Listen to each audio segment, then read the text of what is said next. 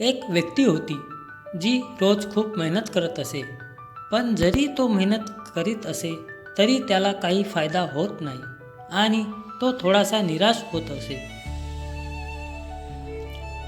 रात्री तो स्वप्नात पडला. तिथे त्याला भगवान श्रीकृष्ण दिसले आणि म्हणाले, तू खूप मेहनत करत आहेस आणि बरोबर करत आहेस. निराश होऊ नकोस, पण लक्षात ठेव की फळाची आशा फक्त मेहनतीवर करू नकोस.